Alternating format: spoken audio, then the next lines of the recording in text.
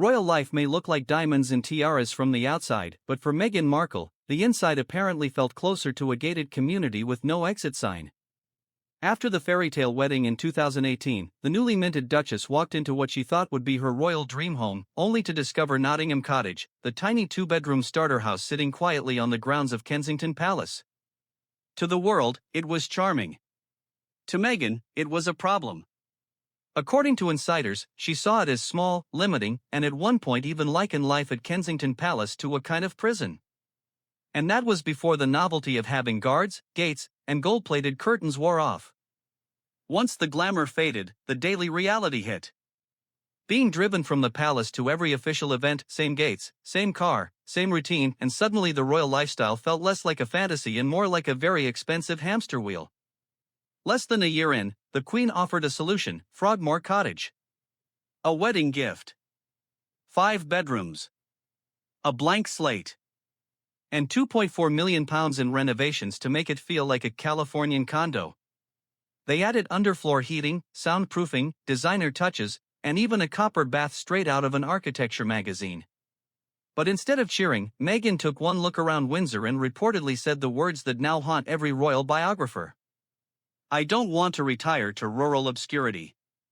That was the moment the fairy tale took a sharp turn. Nottingham Cottage had been too small. Frogmore Cottage was too remote. And the palace suddenly felt like a maze of houses that never quite matched the life Meghan pictured. While Harry adored Frogmore, writing in Spare that he loved it from the first minute, insiders say Meghan saw something entirely different: isolation. Too quiet. Too far. Too removed from the hustle of Kensington and the energy of London. One insider compared Meghan's view of Frogmore to living in the Russian steppe. And honestly, for someone whose life was built in California and Hollywood, Windsor probably did feel like a royal version of airplane mode. Making things worse, jealousy reportedly crept in. Kate and William lived just steps away in their sprawling apartment, wanting grand, historic, palatial. Meanwhile, Harry, the Queen's grandson, lived in my hovel, as he once jokingly called Nottingham Cottage. But Meghan wasn't joking. Insiders say she was incredibly envious of Kate's space and status, and the contrast was impossible to ignore. Even at Frogmore, trouble followed. Meghan was allegedly rude to a Windsor undergardener, prompting a complaint that went straight to the Queen. And unlike California, where complaints vanish into PR spin, palace complaints hit the sovereign's desk like a dropped teacup. And after all that renovation? All that money? All that stress? Harry and Meghan stayed in Frogmore for just 6 months before bolting for California. They paid back the renovation costs, and then, after Harry published Spare, Buckingham Palace sent an eviction notice anyway.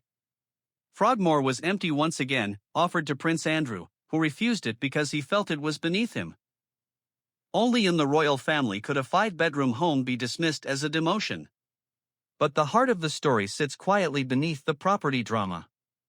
Meghan didn't struggle with houses, she struggled with the hierarchy.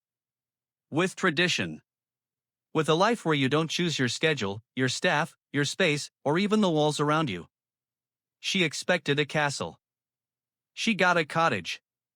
And no amount of copper baths or custom decor could change what royal life actually was.